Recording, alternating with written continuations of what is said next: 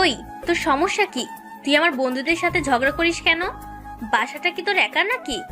আর একদিন উল্টাপাল্টা কথা বললে তোর খবর আছে। তোর বন্ধুদের তোর রুমে থাকতে বলবি। আমার রুমের সামনে দিয়ে ঘুরপাক খাচ্ছে কেন?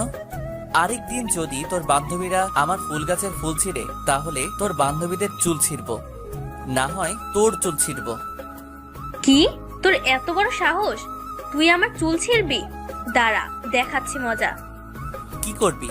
তোর কোনো কিছু এখন কাজ করবে না। আপু নিজের হাতে চুলগুলো এলোমেলো করে চিৎকার দিতে শুরু করলো। পাশের রুম থেকে আম্মু এলো। কি হয়েছে, কাঁদছিস কেন? তোমার ছেলে আমাকে মারছে। মিথ্যা কথা, আমি মারিনি। আম্মু, আপু নিজের হাতে চুল এলোমেলো করে আমার উপর দোষ চাপানোর অপচেষ্টা চালাচ্ছে। ওই, তুই কোন দিন মানুষ হবি? তোর বড় বোনকে তুই মারিস? আজকে তোর খাবার বন্ধ। খাবো না, যাও। আমার কথা সত্য, অথচ আমার কথা বিশ্বাস করো না। তোর আজকে খাবার বন্ধ। আমার এখন কাজ আছে, আমি কিচেনে গেলাম। তানিশা, তুই আমার সাথে রান্না করে চল। যাও, কোনো ব্যাপার না। মনে হয় আপনারা তো কিছুই বুঝতে পারছেন না। আমি পারভেজ, বাবা মায়ের আদরের সন্তান নাকি শাসনের সন্তান তাই বুঝি না। আপুর নাম তানিশা, সবকিছু দখল করে আছে।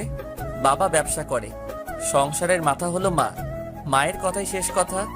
বাবা নাকি মাকে ভালোবেসে বিয়ে করেছিল, বাকিটা ইতিহাস। বাসা থেকে বের হয়ে বন্ধুদের নিয়ে আড্ডা দিচ্ছি। আমার কয়েকটা বন্ধু আছে, বন্ধু বললে ভুল হবে, এরা সবগুলো এক একটা কলিজার টুকরা। কিরে মামা, কি হয়েছে? মন খারাপ নাকি? দূর, এটা কোনো জীবন হলো নাকি? কলেজে শাসন, বাসায় শাসন, সব জায়গায় মহিলা আর মহিলা। এই জীবন আর রেখে লাভ কি? হরে আর বাঁচতে চাই না, আমার সবগুলো ফ্রেন্ড মেয়ে।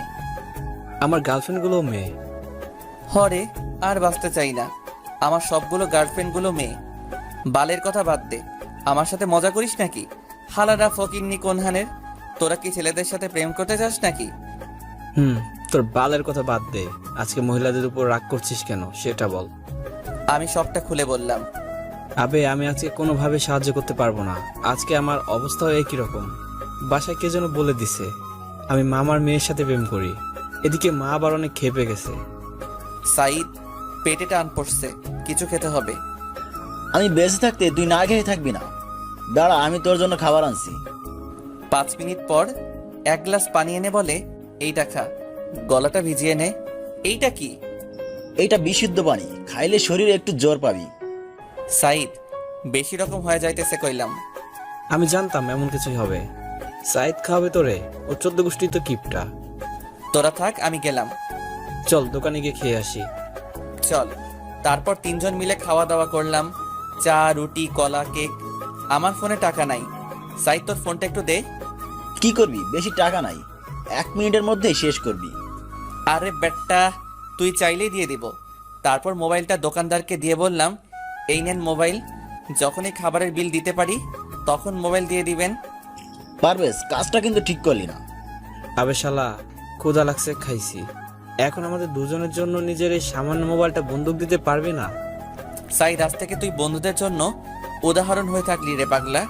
আমরা জানি তুই তোর বন্ধুদের জন্য নিজের কিডনি পর্যন্ত বিক্রি করতে পারবি রে পাগলা। বালের কথা পরে বলিস, এখন আমার মোবাইলটা দে। তোর মোবাইল তো তুই চাইলেই দোকানদার দিয়ে দিবে। এমন সময় একটা মেয়ে দোকানে এসে বলে, মামা একটা আইসক্রিম দেন। পারবেশ, তুই গরম হয়ে গেছিস, ঠান্ডা একটা আইসক্রিম খা। আব্বে, আইসক্রিম আমি খাই না, আইসক্রিম খাই ফকিন্নির গার্লফ্রেন্ড। ওই, তোদের সমস্যা কি? ওই ফকিন্নি, তুই তুই করে বলিস কারে? কানের নিচে একটা দেব, 2 ঘন্টা হা করে দাঁড়িয়ে থাকবি। আরে শালি, তোর এত বড় সাহস, তুই আমারে থাপ্পড় দিবি? তার আগে এই লাথি মাইরা বাত্তি নিভাইয়া দিব। ওই ছামড়া, তোর সমস্যা কি রে? আরেকবার উল্টাপাল্টা কিছু বললে চিৎকার দেব বলে দিলাম। তারপর মেয়েটা চলে গেল। এইভাবে ঘোরাফেরা করে রাতে বাসায় গেলাম। সারাদিন কই ছিলি? জাহান্নামে গিয়ে দরজা বন্ধ করে লাইট অফ করে ঘুমিয়ে আছি। 10টার দিকে মা ডাকছে খাবার জন্য।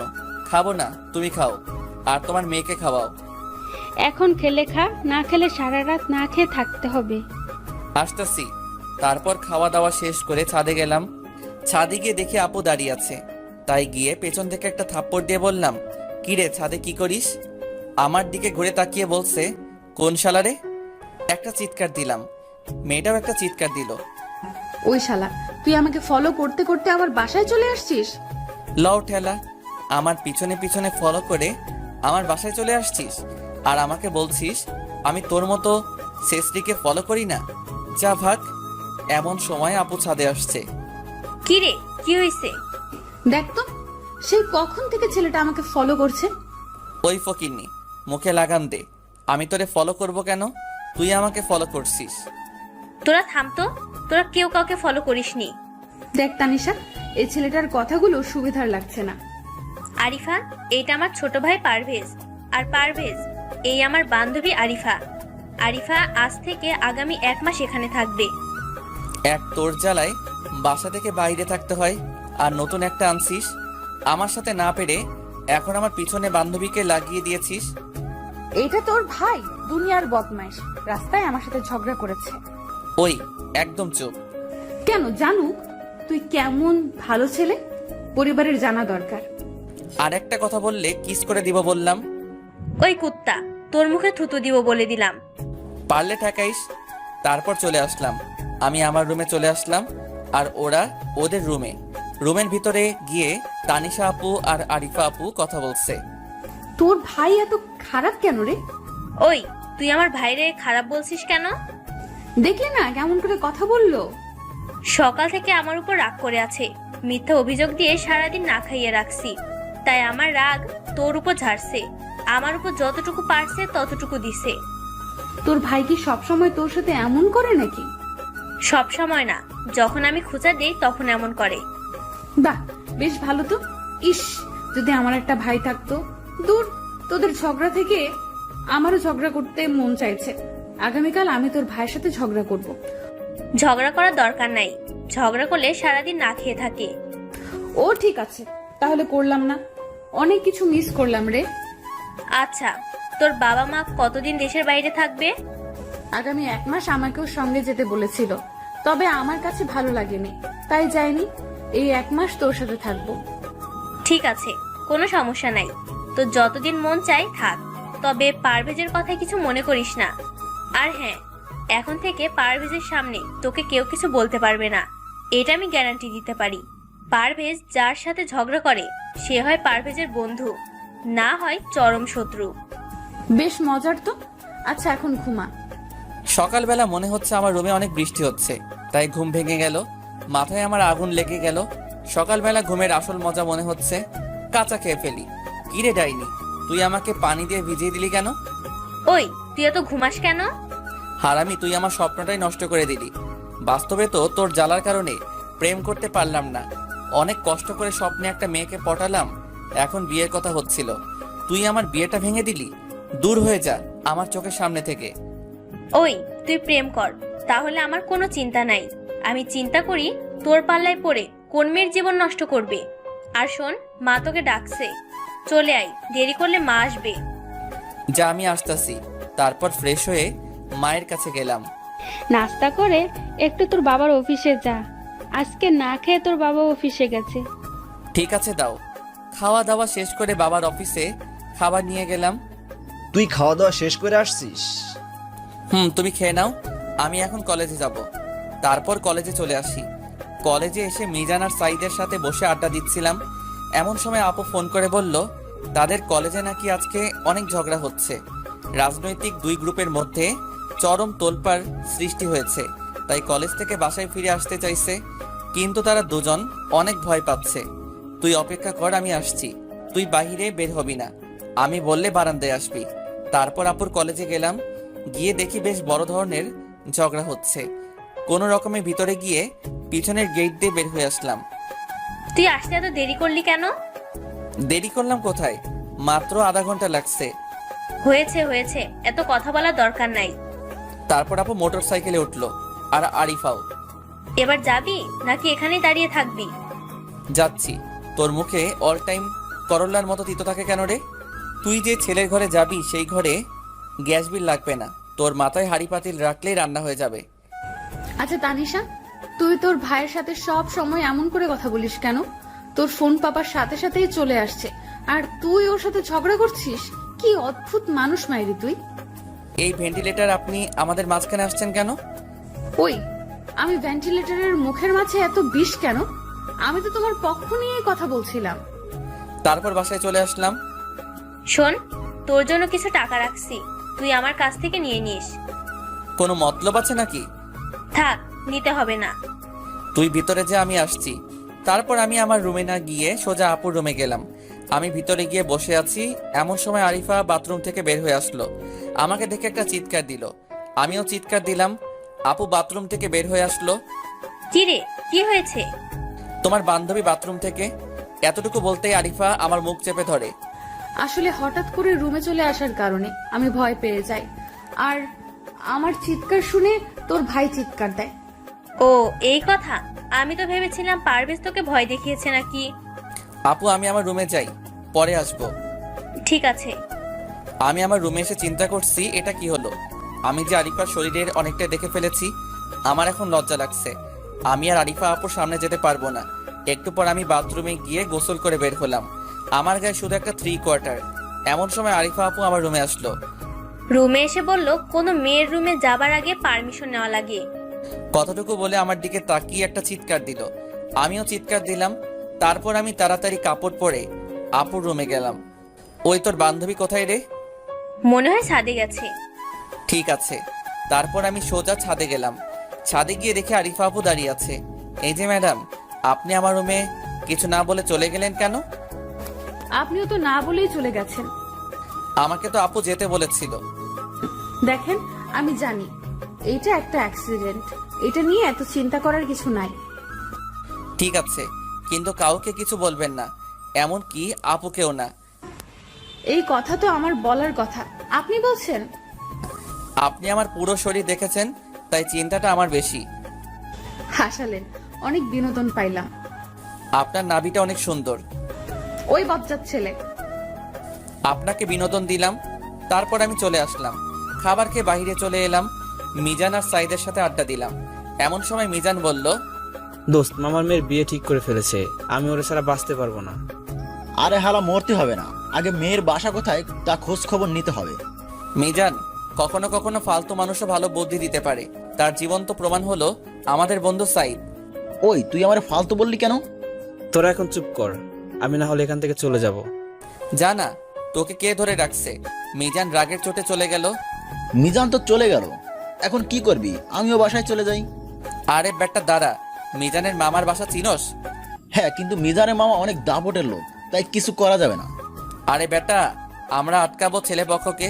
তারপর দুজন মিলে মিজানের মামার বাড়ির সামনে ইচ্ছে করে মোটর সাইকেল নিয়ে একটা গাছের সাথে ধাক্কা মারি। সাইদ গিয়ে পড়লো রাস্তায়, আমি গিয়ে পড়লাম গাছের গুড়ির সামনে। কিছুক্ষণের মধ্যেই মানুষ জড়ো হতে লাগলো। এটাই তো আমি চাইছিলাম। আমি জ্ঞান হারানোর নাটক করে পড়ে আসি। এই পারভেজ, কথা বল, কি হয়েছে তোর? তারপর সাইদ আমাকে নিয়ে মিজানের মামার বাড়িতে নিয়ে গেল। নিয়ে বলল, আমার দোস্ত মারাত্মকভাবে আহত হয়েছে, একটু পানি এনে দেন, ওর মাথায় ঢালবো। আমি মনে মনে বলি, শালাই ভালোই কাজ করছে।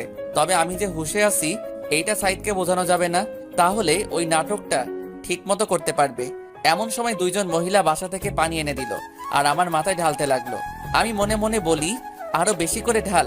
5 মিনিট পানি ঢালার পর আমি নাটক শেষ করলাম। সাইদ, আমি কই? দোস্ত, তুই জায়গা মতো আসোস। আমার মোবাইলটা পাচ্ছি না কেন? তারপর মিজানের গার্লফ্রেন্ডের কাছ থেকে মোবাইলটা নিয়ে আমি আমার নাম্বারে কল দিলাম। তারপর চলে আসলাম এলাকায়, এসে আড্ডা দিলাম। রাত 10টায় বাসায় ফিরে এলাম। এতক্ষণ কোথায় ছিলি? একটা মিশন শেষ করে আসলাম। আবার কার ঘরে আগুন লাগানোর চেষ্টা করছিস? নিজের ঘরেই লাগাবো। ঠিক আছে ঠিক আছে, বাবার মতো হোস না। তাহলে সারা জীবন ধরে শুধু অফিস আর বাসা, বাসা আর অফিস, দুটো নিয়ে জীবন শেষ করে দিবি। এখানে আবার আমাকে টানাটানি করছো কেন? মা, তোমাদের পার্সোনাল ঝগড়া তোমাদের রুমে গিয়ে করো। ওই, তুই বড়দের মাঝে কথা বলিস কেন? বাবার মতো হইছস। এইটা কিন্তু ঠিক না। বারে বারে আমাকে টেনে কেন আনো? বারে বারে আমাকে টেনে কেন আনছো? আর আমার ছেলে আমার মতোই হবে, তোমার সমস্যা আছে? আমার ক্ষুধা লাগছে, খাবার দিবা নাকি বলো? তোর বাবাকে বল খাবার রেডি করে দিতে। মা চলে গেল। আসলে এটা আমাদের পরিবারের ঝগড়া না, এটাই ভালোবাসা। এমন সময় তানিশা আর আরিফা এলো। তানিশা খাবার রেডি করছে আর আরিফা আমাদের ঝগড়া দেখে হাসছে। খাওয়া দাওয়া শেষ করে রুমে গেলাম। এমন সময় তানিশা আমার রুমে আসলো। এই নে তোর টাকা। আর শোন, এগুলো আমার জমানো টাকা। এই টাকা দিয়ে ভালো দেখে একটা মোবাইল কিনবি। আমার মোবাইল তো ঠিক আছে, মোবাইল কিনে কি করব? আমার এক বান্ধবী একটা মোবাইল কিনছে, ওই মোবাইলটা আমার খুব পছন্দ হয়েছে, তাই আমি চাই তুই ওইরকম একটা মোবাইল কেন। এটা কোনো কথা হলো? এমন সময় মোবাইলের কথা বলায় আমার মনে পড়লো মিজানের গার্লফ্রেন্ডের কথা। আপু তুই দাঁড়া, আমি একটু কথা বলে আসি একজনের সাথে, আমার কিছু কথা আছে। তা কথাটা কি ছেলের সাথে না মেয়ের সাথে? মেয়ের সাথে। কতদিন ধরে চলছে? কি কতদিন ধরে চলছে? মোবাইলে কতদিন ধরে চলছে? আপু আমার জন্য কথা বলছি না, মিজানের জন্য কথা বলছি। ওর গার্লফ্রেন্ডের নাকি বিয়ে, তাই বিয়েটা আটকানোর চেষ্টা করছি, এই আর কি। ও, তাহলে তুই কথা বল, আমি আসি। আর শোন, আগামীকাল মোবাইল কিনবি। ঠিক আছে। তারপর ছাদে গিয়ে কথা বলছিলাম, এমন সময় আরিফা ছাদে আসলো। আমার কথা বলা দেখে আরিফা বলল, কার সাথে কথা বলেন? গার্লফ্রেন্ডের সাথে। ভালো, তা আপনার বোন বললো আপনার কোনো গার্লফ্রেন্ড নাই? ঠিকই বলছে, আমি আমার বন্ধুর গার্লফ্রেন্ডের সাথে কথা বলছি। তারপর মোবাইলে কথা বলে ছেলে সব খোঁজ খবর নিলাম।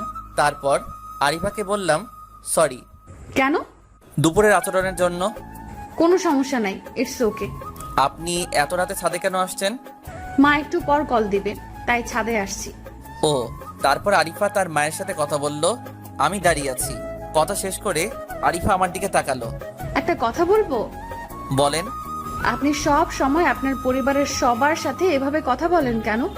আমাদের পরিবারে সবাই সবাইকে অনেক বুঝে, আর আমাদের ভালোবাসাটা এমনি। মা বাবা ভালোবেসে বিয়ে করেছে, তাদের দুজনের মধ্যে অনেক মিষ্টি ঝগড়া লেগেই থাকে। কখনো মায়ের অসুখ হলে বাবা তখন আর ঘুমায় না, আবার বাবার অসুখ হলে মা সারা রাত বাবার পাশে বসে থাকে। আর আমার আর আপুর ঝগড়া তো অন্যরকম, কখনো কিছু চাইতে হয় না। আপুর কোনো সমস্যা হলে আমি বন্ধুর মতো পাশে থাকি। আমাদের মাঝে কোনো সরি বা থ্যাংক ইউ নেই। আমাদের পরিবারের সবাই অনেক ফ্রি। একজনের সাথে ঝগড়া লাগলে তাকেই বেশি দোষারোপ করা হয়। গতকাল সকালে আপুর সাথে ঝগড়া হয়েছে, আজকে নিজের জমানো টাকা দিয়ে দিছে মোবাইল কেনার জন্য। আমার মতে এটাই আসল ভালোবাসা। ঝগড়া লাগবে কিন্তু রাগ করে কথা না বলার কিছু নেই। একদিন যদি বাসার কারোর সাথে কথা না বলি, তাহলে হয়তো সবাই টেনশন করবে, কারণ তারা ভাববে আমি কি কোনো কষ্ট পেয়েছি নাকি।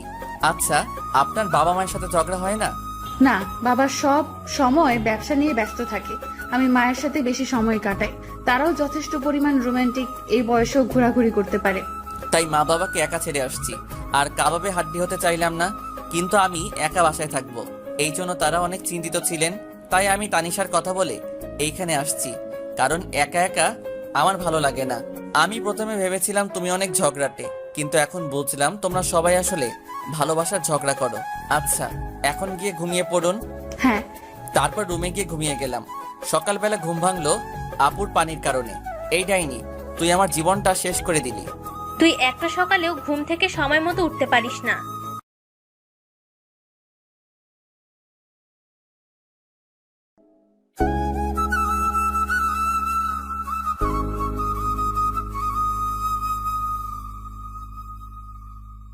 তুই একটা সকালেও ঘুম থেকে সময় মতো উঠতে পারিস না। তাই বলে তুই আমার গায়ে পানি ঢেলে দিবি? আমাকে একটা দিন আরামসে ঘুমাতে দিবি না? ওই, এত বকবকানি শোনার মতো সময় আমার নেই। ফ্রেশ হয়ে খাওয়া দাওয়া শেষ কর, কলেজে নিয়ে যাবি। আমাকে তুই ড্রাইভার পেয়েছিস নাকি? আমি আজকে কলেজে যাব না। সেটা তোর ব্যাপার, কিন্তু আমি যাব, আর তুই দিয়ে আসবি। এই নিয়ে কোনো কথা হবে না। ঠিক আছে ঠিক আছে, যা তুই, আমি আসছি। ফ্রেশ হয়ে নাস্তা শেষ করে বাইক নিয়ে দাঁড়িয়ে আছি। এমন সময় আরিফা আর আপু আসলো। আরিফাকে আজকে রাজকন্যা মনে হচ্ছে। কিরে, তুই এভাবে কি দেখছিস? কিছু না, ওঠ। তারপর আপু তারপর আরিফা দুজন উঠলো। আজকে কি তুই সত্যি কলেজে যাবি না? না, আমি কলেজে গেলে মিজানের অনেক বড় ক্ষতি হয়ে যাবে। কি ক্ষতি হয়ে যাবে? আজকেই মিজানের গার্লফ্রেন্ডকে নিয়ে আসবো, তারপর ওদের বিয়ে দিব। এখানে কি পালিয়ে বিয়ের কথা হচ্ছে নাকি? আবাল কোনহানের, এতক্ষণ কি বললাম তাহলে? এই, তুমি তোমার আপুর সাথে যেভাবে কথা বলো সেভাবে আমার সাথে কথা বলবে না। কেন এভাবেই বলবো? আমি তোমাদের স্পেশাল মানুষ। কিভাবে? আমি তোমাদের মেহমান। ঢ্যাঁড়স, 2 টাকার মুরগি, 10 টাকার মশলা। কি বললা? বললাম আপনি অনেক ভালো। তারপর কলেজের সামনে নামিয়ে দিলাম। এখন কোথায় যাবি? শুভ কাজটা সেরে ফেলি। পারভেজ, একটা কথা বলি। বলেন। আমার না এসব দেখতে ভালো লাগে। প্লিজ আমাকে নিয়ে যাবে? আরে ধরা খেলে সর্বনাশ হয়ে যাবে। তখন আপনাকে নিয়ে পালাবো নাকি নিজের জীবন বাঁচাবো, কোনটা করব? তুমি কি ভীতু নাকি?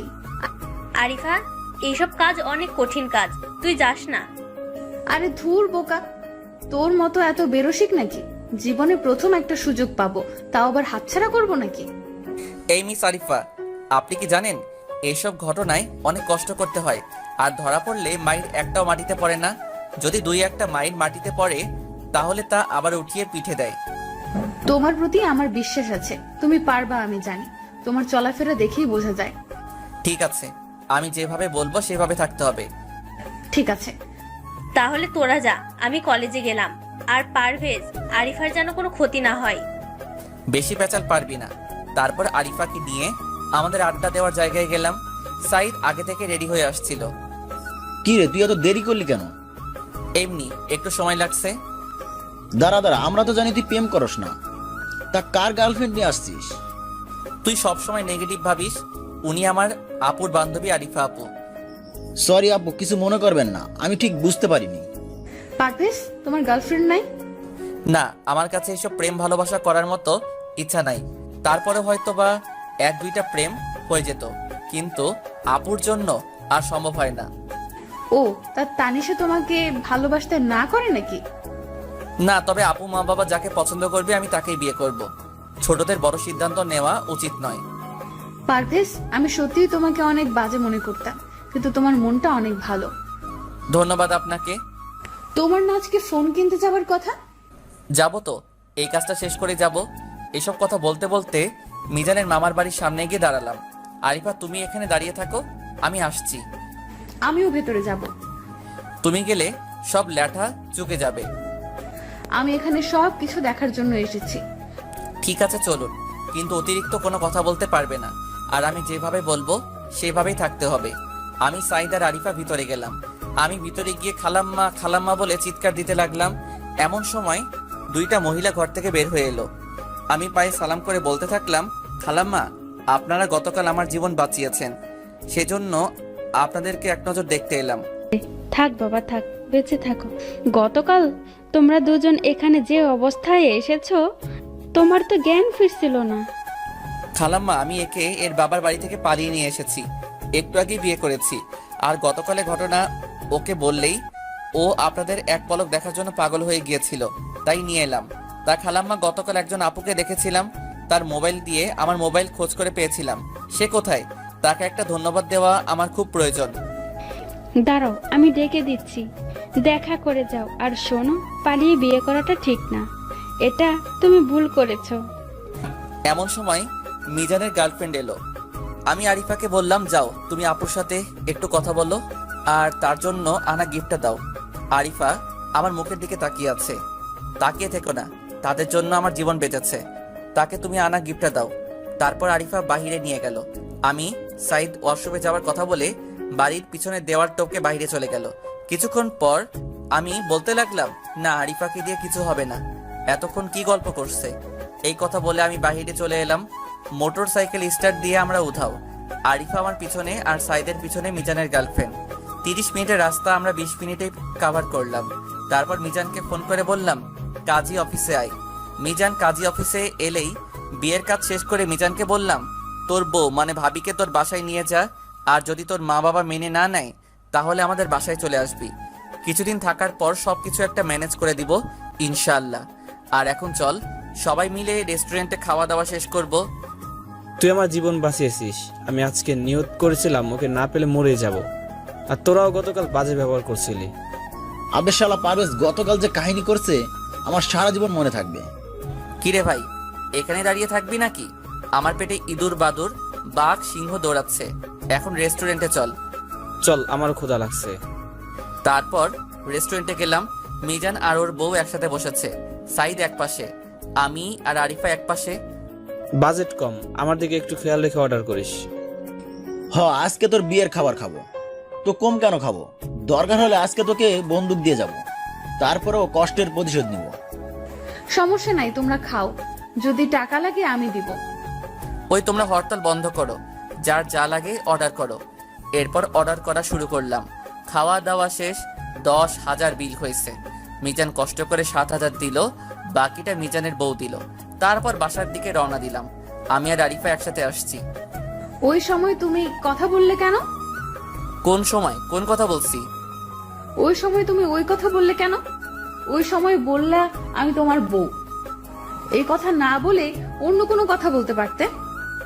জায়গা বুঝে কথা বলছি, আর সেই জন্য আমি সত্যি দুঃখিত। ঠিক আছে, তুমি তোমার বন্ধুর প্রেমের জন্য এত কিছু করো, নিজে প্রেম করো না, এটা কেমন কথা? কোচ কখনো মাঠে নামে না, আমি ওদের কোচ, বুঝলা? আচ্ছা, তুমি কি আমার বন্ধু হবে? কেন? কেন, আমরা কি বন্ধু হতে পারি না? তুমি তো আমার চেয়ে বড়। তাতে কি? আমার যদি কোনো সমস্যা না থাকে তাহলে তোমার সমস্যা হবে কেন? ঠিক আছে, আজ থেকে আমরা বন্ধু। তারপর বাসায় গিয়ে ফ্রেশ হয়ে খাওয়া দাওয়া করে একটা ঘুম দিলাম। সন্ধ্যায় আরিফার ডাকে ঘুমটা ভেঙে গেল। কি হলো, ডাকছো কেন? তুমি না মোবাইল কিনতে যাবে, আর আমারও কিছু কেনাকাটা করতে হবে, তাই ভাবছিলাম দুজন মিলে একসাথে যাব, যদি তোমার কোনো আপত্তি না থাকে। ঠিক আছে, তুমি রেডি হয়ে নাও, আমি ফ্রেশ হয়ে আসছি। তারপর ফ্রেশ হয়ে আরিফাকে ডাক দিলাম। এমন সময় মা বলল, কি হয়েছে রে, এমন ভাবে চিৎকার করছিস কেন? আরিফা আপু মার্কেটে যাবে, তাই তার জন্য অপেক্ষা করছি। অপেক্ষা করছিস ভালো কথা, চিৎকার দিলি কেন? ওদের রুমে গিয়ে ডাক দে। আমি মনে মনে বলি, রুমে গেলে যা দেখায় তা দেখে মাথা ঠিক থাকে না। কি হলো, দাঁড়িয়ে আছিস কেন? হ্যাঁ, যাচ্ছি। তারপর ওদের রুমে গিয়ে ডাক দিলাম। পারভেজ, তুমি 1 মিনিট বসো, আমার রেডি হওয়া শেষের দিকে। ঠিক আছে, বসে আছি। আজকে শাড়ি পরেছে, অনেক সুন্দর লাগছে। মনে হচ্ছে ঘাসের বুকে যেমন শিশিরের ফোঁটা রোদের সোনালি আলোয় মুক্তোর মতো রূপালী আলো ছড়ায়, ঠিক সেই রকম লাগছে। পিছন থেকে আপু বলছে, কিরে পারভেজ, তুই আরিফার দিকে এভাবে তাকিয়ে আছিস কেন? না, দেখছি আর চিন্তা করছি। কি চিন্তা করছিস? চিন্তা করছি এইরকম একটা শাড়ি তোকেও কিনে দিতে হবে। এইটা আমার শাড়ি, আরিফার নাকি অনেক পছন্দ হয়েছে, তাই গিফট করে দিয়েছি। খুব ভালো করেছিস, এটা মহৎ একটা কাজ করেছিস। পারভেজ চলো। আপনি কি কোনো বিয়ে বাড়িতে যাবেন নাকি? পরে বলি, এখন চলো। ঠিক আছে, চলেন। আমি নিচে গিয়ে বাইকে বসে আছি। বাইক রাখো, আমরা রিক্সা দিয়ে যাব। আমর জ্বালা, বাইক রেখে আমি রিক্সা দিয়ে যাব কেন? আবে হালাই, চিল্লাইবার লাগছো গেলা। কি তাকাও তুমি, পুরান ঢাকার কথা শিখলা কবে? আবে হালাই কি কইবার লাগছো? আবে, আমার বাড়ি তো পুরান ঢাকা। হইছে, এখন বাইকে ওঠো। বললাম তো রিক্সা দিয়ে যাব। ঠিক আছে, চলো। তারপর রিক্সা নিলাম। আরিফা আগে উঠে বসলো, তারপর আমি উঠে বসলাম। এত দূরে বসে আছো কেন? এইভাবে কোনায় বসলে একটু ধাক্কা লাগলেই পড়ে যাবে। না, পড়বো না। এত কথা বলার কি আছে, কাছে এসে বসো। তারপর আর কিছু বললাম না, একদম পাশাপাশি বসে আছি। আরিফা বা আমি কেউ কিছু বলছি না, অনেকক্ষণ ধরে চুপ করে আছি। এমন সময় ফোন বেজে উঠলো। হ্যালো, কে? দোস্ত, আমার অবস্থা খুবই খারাপ। 2 গার্লফ্রেন্ডের সাথে দেখা করতে হইব, পকেটে টাকা নাই। মর গিয়ে, এসব কাজের জন্য আমাকে ডাকবি না। দোস্ত, তোর কাছে টাকা থাকলে দে না, পরে দিয়া দেবো। আমার কাছে কোনো টাকা নাই, পারলে তুই আমারে কয়েকশো টাকা দে। তারপর ফোন কেটে দিলাম। মার্কেটের সামনে রিক্সা থামালো, ভাড়া মিটিয়ে ভিতরে গেলাম। তোমার সব থেকে কোন রং ভালো লাগে? আমার কাছে সব রং ভালো লাগে, তোমার কোনটা দরকার? কোন রঙের শাড়ি পছন্দ করো? ইয়াং বয়সে নীল রঙের শাড়ি পরাই ভালো, আর তোমাকে বেশ মানাবে। আর 3 পিস কোন রঙের হলে ভালো হবে? 3 পিস কালো রঙের হলে ভালো লাগবে, আর হলুদ রঙের হলেও ভালো লাগবে। ঠিক আছে, চলো। তারপর প্রথমে নীল রঙের শাড়ি নিল, এরপর কালো রঙের 3 পিস নিল, আর হলুদ রঙের 3 পিস নিল। কিছুক্ষণ পর বলল, তুমি এখানে দাঁড়াও, আমি একটু আসছি। তারপর লেডিস শপে গিয়ে 30 মিনিট পরে আসলো। এতক্ষণ লাগে? ম্যাচিং করে কিনলাম। কি? কিছু না। এবার তাহলে বাইরে যাওয়া যাবে। তোমার মোবাইল কিনবে না? আমার মোবাইল এখান থেকে কিনবো না, অন্য দোকানে গিয়ে কিনবো। তারপর আমার পছন্দ মতো একটা মোবাইল কিনলাম। চলো বাসায় যাই। শপিং করার পর খাওয়া দাওয়া না করে আমি কোনোদিন বাসায় যাই না, তাই খাওয়া দাওয়া করে বাসায় যাব। ঠিক আছে, চলো রেস্টুরেন্টে যাই। তারপর খাওয়া দাওয়া করলাম, টুকটাক কথা। তারপর আরিফা জোর করে বিল দিল। বাইরে এসে রিক্সায় উঠলাম। একটু যেতেই ফুলের দোকান দেখে আরিফা বলল, থামেন থামেন, আমার ফুল কেনার বাকি আছে। এখন ফুল দিয়ে কি করবে? গোলাপ আমার অনেক প্রিয়, তুমি একটু দাঁড়াও, আমি আসছি। এরপর অনেকগুলো ফুল নিয়ে আসলো। তারপর আবার বাসার দিকে রওনা দিলাম। কিছুক্ষণ পর বাসায় গেলাম। আধা ঘন্টা পর বাসায় পৌঁছে গেলাম। গোসল করে ঘুমিয়ে পড়লাম। 1 ঘন্টা পর আবার তানিশা আপু ডাকতে শুরু করলো। এখন তো সকাল হয়নি, এখন ডাকছিস কেন? আরিফা তোকে ছাদে যেতে বলেছে। তুই যা, আমি এত রাতে যেতে পারবো না। তুই না গেলে আমি পানি ঢালবো বিছানায়। আমি কি যাব না বলেছি? আমি বলেছি এই তো যাচ্ছি। গুড, এখন যা। ঠিক আছে, আমি যাচ্ছি। তারপর ছাদে গেলাম। গিয়ে দেখি নীল রঙের শাড়ি পরে দাঁড়িয়ে আছে। অনেক সুন্দর লাগছে। মনে হয় রাতের নীল পরি এখানে এসেছে। হালকা চাঁদের আলোয় আরিফাকে আলোকিত করে রেখেছে। আমাকে কি ডেকেছো? হুম। কিছু বলবে? পিছন থেকে ফুলের তোড়া বের করে হাঁটু গেড়ে বসে বলে, আই লাভ ইউ পারভেজ। আমি অনেক ভেবেছি, কিন্তু চিন্তা করে দেখলাম আমার জীবনে তোমার মতোই একজন মানুষ দরকার। আমার মতো বয়সে ছোট ছেলে তোমার দরকার? বিশ্বাস করো, আমি তোমাকে ভালোবেসে ফেলেছি। মনের সাথে অনেক যুদ্ধ করেছি, কিন্তু পারিনি। তোমাকে ভালো না বেসে থাকতে পারলাম না। আরিফা, তুমি আমার বড় বোনের বান্ধবী। এটা সমাজ, পরিবার কেউ মানবে না। তুমি মানলেই সবাই মানবে। তুমি এখন ওঠো। না, তুমি আগে আমার ভালোবাসা গ্রহণ করো। আমি তোমার বোনের সাথে কথা বলেছি। সে বলেছে তুমি রাজি হলে তার কোনো আপত্তি নেই, আর তোমার পরিবারের কারো আপত্তি থাকবে না। দেখো আরিফা, আমি তোমাকে আমার বোনের নজরে দেখেছি, যা শুধু আপু ডাকিনি। ওইটা আমার অনেক বড় ভুল ছিল।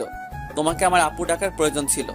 আর শোনো, তুমি উঠে ঘরে যাও আর ঠান্ডা মাথায় চিন্তা করো। তুমি আমাকে গ্রহণ না করলে আমি এখান থেকে যাব না। দেখো, সেটা তোমার ব্যাপার। আজকে যদি তুমি আমাকে গ্রহণ না করো, তাহলে আমি নিজেকে শেষ করে দিব। আচ্ছা, তুমি আমাকে 2 দিন সময় দাও। আমি 2 দিন পর তোমাকে আমার উত্তর দিব। 2 মিনিট সময় দিলাম। 2 দিনের সময় কি বেশি চেয়েছি? আর বেশি তেড়িবেড়ি করলে আমি নিজেই নিজেকে শেষ করে দিব। না, তুমি নিজের কোনো ক্ষতি করো না। আমি তোমাকে 2 দিন সময় দিলাম। তারপর আরিফাকে রুমে যেতে বললাম। কিছুক্ষণ পর আমিও রুমে চলে এলাম। একটু পর তানিশা আমার রুমে এলো। ওই তুই কি রে? মেয়েটা নিজের লাজ লজ্জার মাথা খেয়ে তোকে প্রপোজ করলো, আর তুই ওকে ফিরিয়ে দিলি? আমি তোর কি এমন ক্ষতি করেছি রে? তুই তোর বান্ধবীকে আটকাতে পারলি না? আরিফাকে চিনি, ও অনেক ভালো মেয়ে। কোনো ছেলের সাথে ওর আড্ডা নেই, কারোর সাথে প্রেম করেনি। তাছাড়া বাবা মায়ের একমাত্র মেয়ে। ওই তোকে অনেক আগে থেকেই ভালোবাসে। সবকিছু ঠিক আছে, কিন্তু আরিফা তো আমার চেয়ে বড়। তুই জেনে শুনে এমন একটা কাজকে উৎসাহিত করলি। ওই তোকে আরো 1 বছর আগে থেকেই ভালোবাসে। মজা করিস আমার সাথে? 2 দিন আগে আমাকে প্রথমবার দেখেছে, আর তুই বলছিস 1 বছর? শোন, 5 বছর হলেও আমার কিছু করার নেই। তুই আমার সাথে ওর উকালতি করতে আসিস না। 3টা চড় দিল তানিশা আমার গালে। আমার মুখে তোর কথা শুনেই তোকে ভালোবেসেছিল। তুই যখন আমাকে কলেজ থেকে নিয়ে আসতি, তোকে এক নজর দেখার জন্য দূরে দাঁড়িয়ে তোকে দেখতো। আমি জানতাম ভালোবাসা কি, তুই তা বুঝিস না। তাই আরিফাকে প্রপোজ করতে মানা করেছিলাম। কিন্তু যখন তুই মিজানের জন্য এত কিছু করলি, তখন আরিফা আমার কোনো কথাই মানলো না, তাই প্রপোজ করছে। ঠিক আছে, আমাকে একটু চিন্তা করতে দে। আর এই কথাগুলো আমাকে ভালো করে বললেও পারতি, গায়ে হাত না তুললেও হতো। তোকে আদর দিয়ে দিয়ে মাথায় তুলে ফেলেছি, এখন মাথা থেকে নামাতে হবে, তাই মারছি। ঠিক আছে, আজকের পর থেকে তুই আর আমার উপর কোনো অধিকার খাটাতে আসবি না। ভালো করে চিনি না, জানি না কিভাবে আমি একজনকে ভালোবাসবো, তা তুই একবারও চিন্তা করলি না? 2টা দিনকে বেশি সময় চাইছিলাম। তোর ইচ্ছা, আমি তোর উপর কোনো অধিকার দেখাবো না। যা, তোকে মুক্তি দিলাম। আমি রাগ করে বাসা থেকে বেরিয়ে এলাম। রাস্তায় অনেকক্ষণ হেঁটে হেঁটে আবার বাসার সামনে এলাম। তারপর ছাদে গেলাম। এক কোনায় ছাদে বসে আছি। বসে থাকতে থাকতে কখন যে ঘুমিয়ে গেছি বলতে পারবো না। সকালে ঘুম ভেঙে গেলে নিচে যাওয়ার সময় দেখি আরিফা দরজার সামনে দাঁড়িয়ে আছে। তুমি কোথায় গিয়েছিলে? একটু আগে তোমাকে তোমার রুমে পেলাম না। ছাদে গিয়েছিলাম। ফ্রেশ হয়ে আসো, তোমাকে নিয়ে বাইরে যাব। আমি যেতে পারবো না, আমার অনেক ঘুম ধরেছে, চোখ জ্বালাপোড়া করছে। পরে কোনো সময় যাব। তুমি ঠিক আছো? কোনো সমস্যা নাই? আচ্ছা, আগামীকাল তুমি তোমার কথা জানাবে। দয়া করে না করো না। চেষ্টা করব। তবে আপুকে দিয়ে আমাকে অপমান না করলেও পারতে। তানিশা তোমাকে কি বলছে? কিছু না। 1 বছর কারো পিছনে না ঘুরে তাকে সামনাসামনি বলে দিতে, তাহলে এত কষ্ট আর নাটক করার কিছু থাকতো না। তোমার বাবা মায়ের সাথে দেখা করলাম। আমি তোমাকে যেমন ভাবতাম তা পরীক্ষা করে দেখলাম। আইসক্রিমের দোকানে তোমার সাথে ইচ্ছে করে ঝগড়া করছি, আর তুমি দেখলাম আমাকে টিটকারি মারলে, তাই ভাবলাম তুমি হয়তো ইফটিজিং করো, তাই আরেকটু সময় নিলাম। জয় বাংলা, হইছে কাম। আজকের পর থেকে আমার বিষয়ে কোনো কথা আপুর সাথে শেয়ার করতে পারবে না। তানিশাকে ছাড়া আমি কিভাবে থাকবো? ওই সব কিছু ব্যবস্থা করে দিল, আর ওকে কোনো কিছু জানাবো না, এটা কেমন কথা? শোনো, আগামীকাল লাগবে না, আজকে আমার উত্তর নিয়ে নাও। আমি আপুর সাথে প্রেম করতে পারবো না, তবে যদি মা বাবাকে রাজি করাতে পারো তবে তা ভিন্ন কথা। তোমার চেয়ে বয়সে বড় কারোর সাথে প্রেম করতে পারবে না, তাহলে তোমার বাবা মাকে রাজি করানোর কি আছে? আচ্ছা, তুমি কি আমাকে সত্যি ভালোবাসো? নিজের জীবনের চেয়ে বেশি। বিয়ের আগে আমার সাথে রাত কাটাতে পারবে? কি বলছো এসব? তোমার মাথা ঠিক আছে? হ্যাঁ, যা শুনলে তাই বলছি। বিয়ের আগে আমার সাথে রাত কাটাতে পারবে? আমাকে 2 দিন সময় দাও, আমি তোমাকে ভেবে বলছি।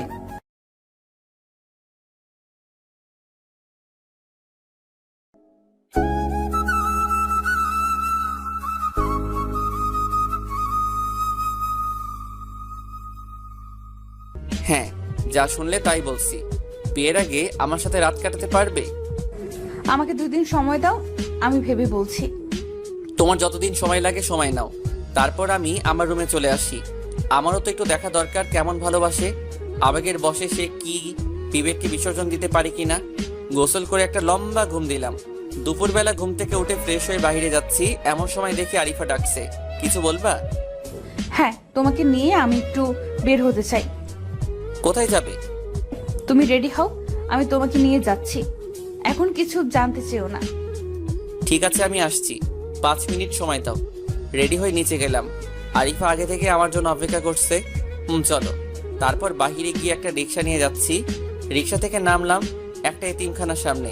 ভিতরে যেতেই অনেকগুলো বাচ্চা এসে আরিফার চারদিকে ভিড় করলো। মনে হয় আরিফা এদের অনেক আপন। আরিফা আমার দিকে আঙ্গুল তুলে বলছে, ওই যে তোমাদের ভাইয়া। কিছু বুঝে ওঠার আগে বাচ্চাগুলো আমার কাছে ছুটে আসলো। তারপর বাচ্চাদের সাথে বসে সময় পার করলাম। সন্ধ্যার দিকে একটা গাড়ি এলো। গাড়ি থেকে একটা লোক এসে আরিফাকে বলল, ম্যাডাম, খাবার এসে গেছে। এখন কি বাচ্চাদেরকে খাবার দিয়ে দেব? সবাইকে খবর দাও।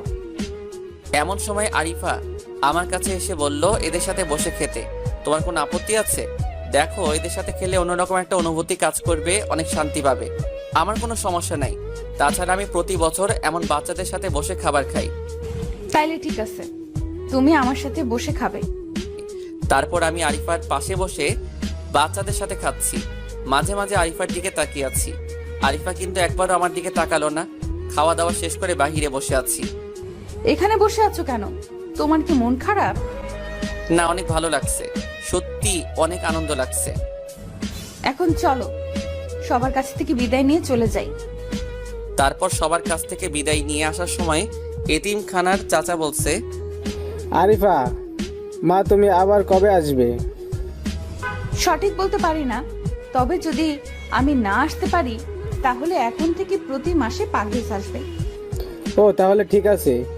ভালো থেকো মা, ভালো থেকো বাবা।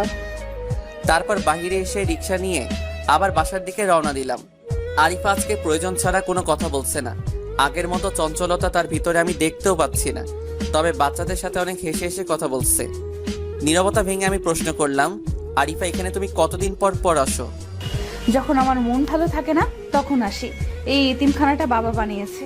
অনেকগুলো বাচ্চা এখানে থাকে আর লেখাপড়া করে। আমাদের বাসায় কেউ গেলে ওই দিন বাহির থেকে খাবার নিয়ে যাওয়া হয়, আর না হলে ওইখানেই রান্না করা হয়। পুরোটাই বাবা নিজের হাতে সামলান।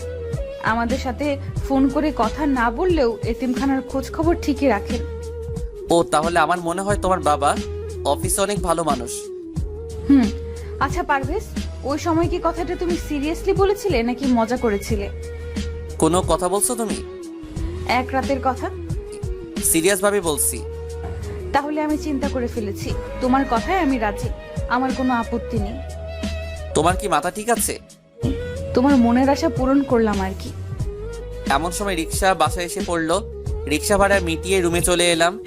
এমন সময় মিজান ফোন করে বলল যে তার বাবা মা তাদের বিয়েটা মেনে নিয়েছে আর আগামীকাল তাদের বৌভাত অনুষ্ঠান, তাই আমাকে রাতেই যেতে হবে।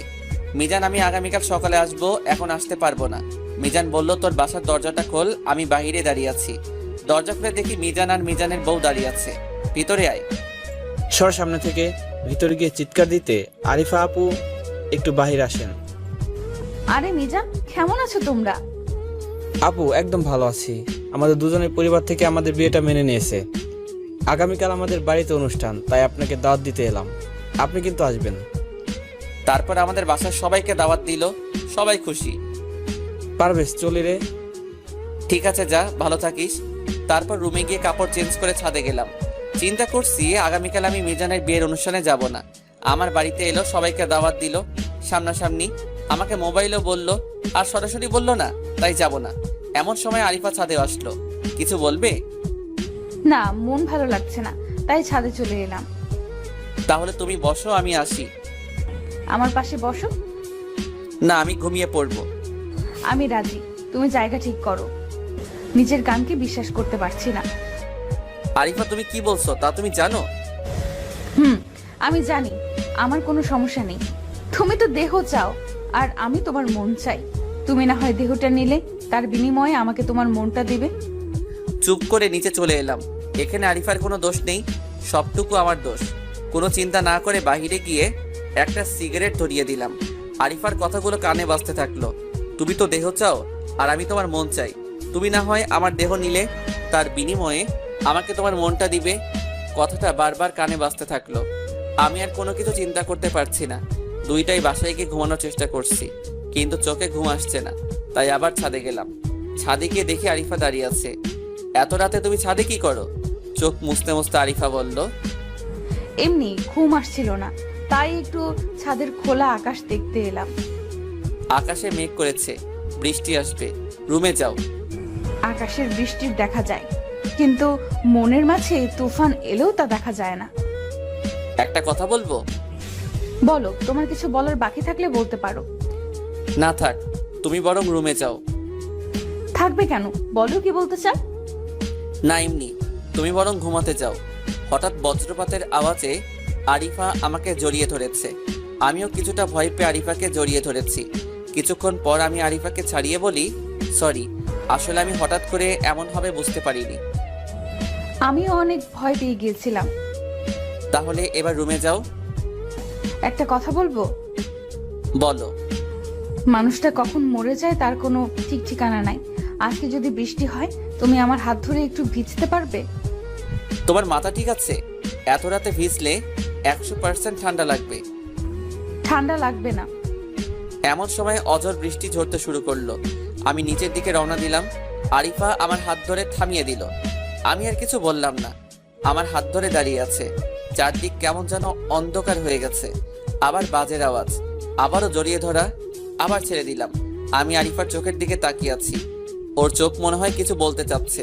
চোখের ভিতরে মনে হচ্ছে অনেক গভীর, যেখানে অজানা অনুভূতি আর বোঝাতে না পারার কষ্ট, আবার হারানোর ভয়। আমি নিজেকে ছাড়িয়ে নিতে চাইলাম, কিন্তু পারছি না।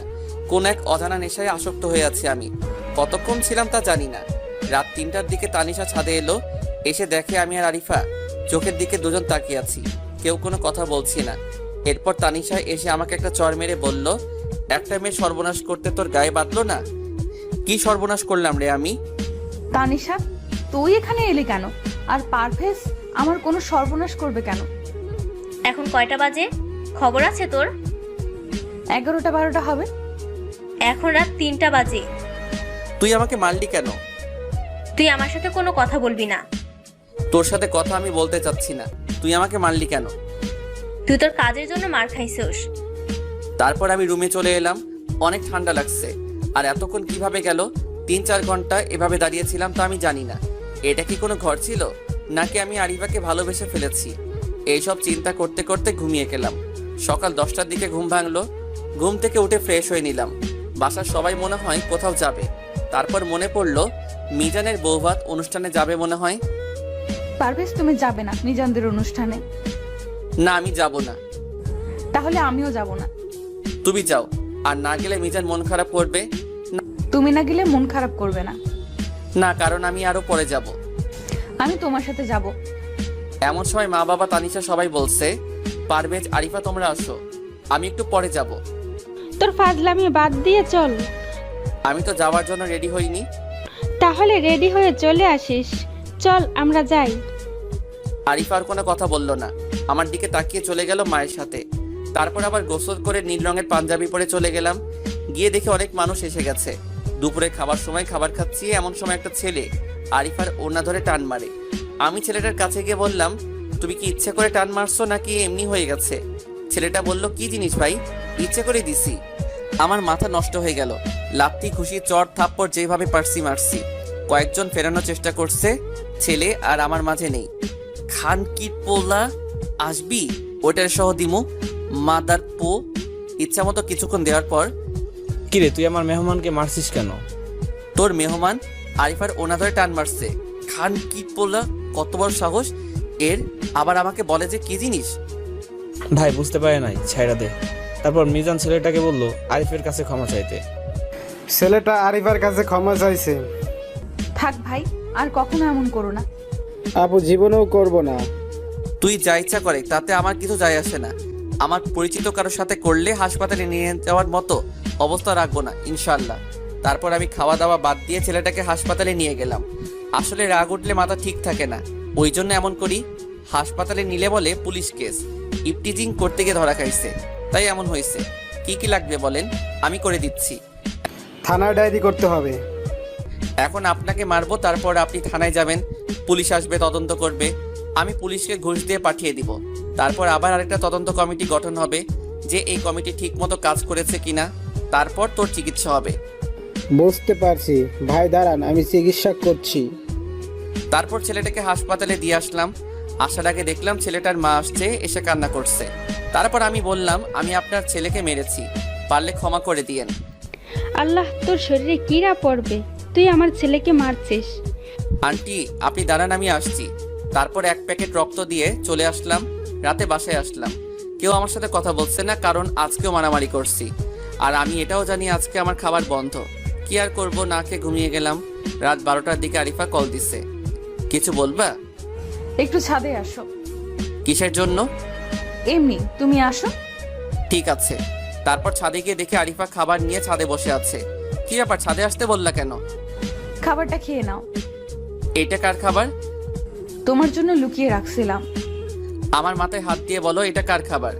এইবার আরিফা বলল, এইটা আমার খাবার। রাতে রুমে খাওয়ার কথা বলে নিয়ে আসছিলাম। তুমি খাও, আমি খাবো না। তাহলে খাবারগুলো নিচে ফেলে দেই। না, তুমি খাও। যদি তুমি নিজের হাতে খাওয়াতে পারো তাহলে খাবো। পারবো না। আমার না রাতে না খেয়ে থাকতে অনেক কষ্ট হয়, তাই বলছিলাম তুমি যদি নিজের হাতে খাইয়ে দিতে। তোমার হাতে কি হয়েছে? তুমি যদি নিজের হাতে খাইয়ে দিতে পারো তাহলে তুমি যা চাইবে তাই পাবে। তুই শিওর? হুম। তারপর আরিফাকে নিজের হাতে খাইয়ে দিচ্ছি। একটু পর আরিফাও আমাকে খাইয়ে দিচ্ছে। এভাবে খাওয়া দাওয়া শেষ করলাম, পানি দিয়ে হাত পরিষ্কার করলাম। একটা কথা বলি। বলো। ওই ছেলেটা আমার ওড়না ধরে টান দিছে, তার জন্য তোমার এত খারাপ লাগলো কেন? জানি না। তুমি কি আমাকে ভালোবাসো? জানি না। আগামীকাল বাসায় চলে যাব। মা বাবাকে বলেছি, তাই তারা 1 মাস না থেকে চলে আসবে। আমি হয়তো আগামীকাল বিকালে চলে যাব। আর একটা কথা, তুমি বলছিলে না বিয়ের আগে তোমার সাথে এক রাত থাকতে, আজকে আমি তোমার সাথে থাকবো। আরিফা তুমি ভুল ভাবছো, আমি তো এত কিছু ভেবে বলিনি। শর্ত তো শর্তই। আরিফা তুমি না একটু আগে বললা যে আমি তোমার কাছে যা চাইবো তাই দিবা। তাহলে শোনো, আমি চাই তুমি সব সময় হাসি খুশি থাকো। আমিও চাই তুমি সব সময় আমার পাশে থাকো। তারপর কিছুক্ষণ কথা বলে রুমে চলে গেলাম। সকালে ঘুম থেকে উঠে জানতে পারলাম আরিফা সকালে তার বাসায় চলে গেছে। আগামী 1 সপ্তাহ পর তার বিয়ে। আমাদের বাসায় আরিফার বাবা মা আসছিল। আমি ঘুমিয়েছিলাম, তাই আমার সাথে দেখা হয়নি। নে, এবার তো তোর শান্তি।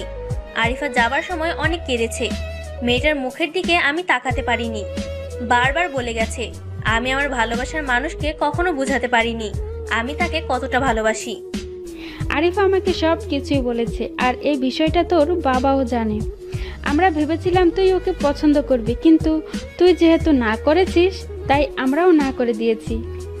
জীবনে আসল ভালোবাসাটা তুই হারিয়ে ফেললি। আর মাত্র 7 দিন পর মেয়েটির বিয়ে হয়ে যাবে। আমি কোনো কিছু বলতে পারছি না, কারণ নিজের অজান্তেই কখন যে আরিফাকে ভালোবেসে ফেলেছি তা আমিও জানি না। শুধু নিজের ইগোর কথা চিন্তা করে কিছু বলতে পারলাম না। এমন সময় তানিশা একটা চিঠি দিয়ে গেল। এই নে, তোর জন্য এই চিঠিটা দিয়ে গেছে। আমি চিঠিটা নিয়ে আমার রুমে চলে গেলাম। চিঠিটা খুলবো কিনা তা নিয়ে মনের মাঝে একটা ভয় কাজ করছে, কি লিখে গেছে আরিফা। তাই বাসা থেকে বের হয়ে নদীর পাড়ে বসে চিঠিটা খুললাম। চিঠিটাতে লেখা ছিল, প্রিয় পারভেজ, সেই কবে থেকে তোমাকে ভালোবাসি, কিন্তু তা বলতে পারিনি। যখন তোমাকে বললাম তখন তুমি আমাকে বললে তোমার সাথে এক রাত থাকার জন্য। আমি তাতেও রাজি ছিলাম, তুমি আবার না করে দিলে। ওই দিন বৃষ্টির রাতের কথা মনে আছে তোমার? ওই দিন আমি তোমার চোখে ভালোবাসা দেখেছিলাম, কিন্তু তুমি তা বুঝতে পারলে না। আমি বাবার কাছে বিয়ের জন্য কিছুদিন সময় চেয়েছিলাম, বাবা আমাকে দিয়েছিল, কিন্তু সেই সময়ের মধ্যে আমি তোমাকে আমার কাছে নিতে পারিনি। এক সপ্তাহ পর আমার বিয়ে আমার খালাতো ভাইয়ের সাথে। আমি জানি তুমি আমাকে বন্ধু বলে মনে করো, তুমি পারলে আমার বিয়ের সময় এসো। তুমি আমার সামনে দাঁড়িয়ে থাকবে, আমি তোমার দিকে তাকিয়ে কবুল বলবো, আর মনে মনে ভাববো তোমার সাথে আমার বিয়ে হয়েছে। ইতি, তোমার পথের কাটা আরিফা। চিঠিটা পড়ে সত্যি অনেক খারাপ লাগছে। চোখের কোণে জল জমতে থাকলো। কান্না চেপে রাখতে পারলাম না, তাই চিৎকার দিয়ে কান্না করতে থাকলাম। ভালোবাসা কি তা আমি সত্যিই বুঝি না, কখনো বোঝার চেষ্টা করিনি। না চাইতেই যে ভালোবাসা পাওয়া যায়, সেই ভালোবাসাকে আমরা মূল্য দিতে জানি না। আমার সব অপমান সহ্য করেও যে আমার কথা ভাবতো, সেই আমাকে আসলে ভালোবাসে। আমি কি করব? এখন কি আরিফা আমার কাছে আসবে, বা আমি বললে সে আমার কথা মানবে? সবকিছু কেমন যেন কুয়াশার চাদরে ঢেকে যাচ্ছে। মেয়েটা তো কোনো দিক দিয়ে খারাপ না, দেখতে অনেক সুন্দরী। অসহায় মানুষের পাশে নিজেকে বিলিয়ে দেয়। তার পরিবারও একই রকম। না, আমি আমার ভালোবাসাকে হারিয়ে যেতে দিব না। যেভাবেই হোক আমাকে আরিফার বিয়ে আটকাতেই হবে। মিজান সাইদকে ফোন দিলাম, দরকার হলে আরিফাকে তুলে আনবো, তাও নিজের ভালোবাসাকে হারিয়ে যেতে দিব না। কিছুক্ষণ পর ওরা আসলো। দোস্ত, তুলে আনতে পারবো যদি আরিফা রাজি থাকে। আরিফা মনে হয় রাজি হবে। কনফার্ম করতে বল। ঠিক আছে, আরিফাকে ফোন দিলাম। আরিফা, আমি সরি। সরি কেন বলছো? তোমাকে আমি কখনো বুঝতে পারিনি। সেটাই তো তোমার জন্য ভালো হয়েছে, তবে আমার জন্য হয়েছে কষ্টের কারণ। প্লিজ, তুমি আমার জীবনে ফিরে আসো। কখনো কোনো অভিযোগ করার সুযোগ দিব না। এখন আবার কিছু করার নেই, বাবা আমার বিয়ে ঠিক করেছে। আমি বাবার কথার বাইরে যেতে পারবো না। তাহলে আমার কি হবে? আমার চেয়ে বেশি সুন্দর ও ভালো মেয়ে পাবে, চিন্তা করো না। আমি তোমাকে বিরক্ত করব না, আর তোমার কানের কাছে বক বক করবো না। তবে তোমার সাথে কাটানো দিনগুলো কখনো ভুলতে পারবো না। আমি তোমাকে বিয়ে করতে চাই। আমার বিয়ে ঠিক হয়ে গেছে, আর আমাকে ছেলের বাবা মা আংটি পরিয়ে দিছে। আমিও হ্যাঁ বলে দিছি। এখন আর না করার কিছু নাই। আরিফা, আমাকে একটাবার সুযোগ দাও। আরিফা কান্না করতে করতে বলল, আমি তোমাকে ভালোবাসতাম, এখন বাসি না। আর শোনো, পারলে ক্ষমা করে দিও, তোমাকে অনেক বিরক্ত করেছি। ঠিক আছে, তুমি যদি না চাও তাহলে আমি কিছু বলবো না। যেভাবে তুমি ভালো থাকো সেভাবেই থাকো। আমি তোমাকে অনেক বিরক্ত করেছি, পারলে ক্ষমা করে দিও। তুমি কি একটু আমাদের বাসায় আসতে পারবে? কেন? একটু শপিং করতে যাব। বিয়ের পর তো আর তোমার সাথে কথা বলতে পারবো না, তখন অন্য কারো জীবনের সাথে জড়িয়ে যাবে আমার জীবন। তুমি একটু আসো। ঠিক আছে, আসছি। তারপর আরিফাদের বাসায় গেলাম। বাসাটা অনেক বড়, কিন্তু পরিবারের সদস্য মাত্র 3 জন। আরিফার তার মা বাবার সাথে পরিচয় করিয়ে দিল। কিছুক্ষণ কথা বলার পর আরিফা বলল, পারভেজ, চলো শপিং করতে যাই। চলো। এরপর রিক্সা নিয়ে শপিং করতে গেলাম। কেউ কোনো কথা বলছি না, তবে আরিফার চোখের কোণে মুক্তার মতো জল করছে। আরিফা, তুমি কাঁদছো? না, আসলে রাস্তার ধুলো এসে চোখে পানি চলে এসেছে। তা তোমার চোখে পানি কেন? আমারও একই অবস্থা, রাস্তার ধুলোর কারণেই। ভালো। কিছুক্ষণ পর মার্কেটে গেলাম। কোন রঙের বেনারসি কিনবো? তোমার যেই রং পছন্দ। তুমি বলো, তোমার পছন্দের জিনিস পরে আমি স্বামীর বাড়ি যাব। লাল রঙের বেনারসির, পরনে হালকা গয়না, আর কপালে ছোট্ট একটা টিপ, হালকা মেকআপ। তাহলে তোমার স্বামী তোমার উপর থেকে চোখ সরাতে পারবে না। ঠিক আছে, তাই হবে। তারপর হালকা কিছু কেনাকাটা করে বাহিরে এলাম। আরিফা, চলো রেস্টুরেন্টে যাই। না, বাসায় যাব। শপিং করার পর তো না খেয়ে বাসায় কোনোদিন যাওনি? জীবনে অনেক কিছুই প্রথমবার হয়। নিজের অভ্যাসগুলো পরিবর্তন করতে চেষ্টা করছি। ঠিক আছে তাহলে চলো, তোমাকে বাসায় পৌঁছে দেই। চলো। তারপর আরিফার সাথে ওদের বাসায় গেলাম। আরিফার মা বলল, পারভেজ বসো, আমি নাস্তা নিয়ে আসি। না আন্টি, আমার খিদে নেই। তা হয় না, তোমাকে খেতেই হবে। আন্টি নাস্তা আনলো, কিন্তু আমি মুখে নিয়ে বসে আছি। কিছুক্ষণ পর আন্টি বলল, পারভেজ তুমি খাচ্ছ না কেন? আন্টি আমার ভিতরে নিতে পারছি না। পানি খাও, তাহলে ঠিক হয়ে যাবে। আন্টি আমি আসি, আমার মাথাটা একটু ব্যথা করছে। এরপর আর কারো কোনো কথা শুনলাম না, সোজা বের হয়ে এলাম। বিষয়টা আরিফা লক্ষ্য করেছে। বাসায় এসে দরজা বন্ধ করে বাথরুমে গিয়ে 1 ঘন্টা দাঁড়িয়ে আছি। শাওয়ারের পানির সাথে চোখের জল মিশে পড়ছে। একটু পাগলামি করার কারণে আজকে এই অবস্থা। সন্ধ্যায় বাসা থেকে বের হয়ে নদীর পাড়ে বসে আছি। এমন সময় তানিশা ফোন করলো। কিছু বলবি? হ্যাঁ শোন, এমন কোনো কাজ করিস না, তার জন্য মা বাবা আর আমাকে আরিফার পরিবারের কাছে অপমান হতে হয়। না, তুই নিশ্চিন্তে থাক, এমন কিছু করব না। সব কিছুর সময় থাকে, সময় পার হয়ে গেলে আর তার কোনো মূল্য থাকে না। যেমন? মনে কর ওষুধ একটা জিনিস, তার যতদিন মূল্য থাকে ততদিন পর্যন্ত তাকে প্রয়োজন হয়। মেয়াদ উত্তীর্ণ হলে তা বিষ হয়ে যায়। ঠিক তেমনই তোর ভালোবাসার অবস্থা। তাই বলছি, আবেগের বশে কোনো সিদ্ধান্ত নিবি না। আমাদের পরিবারের সম্মান নষ্ট করিস না।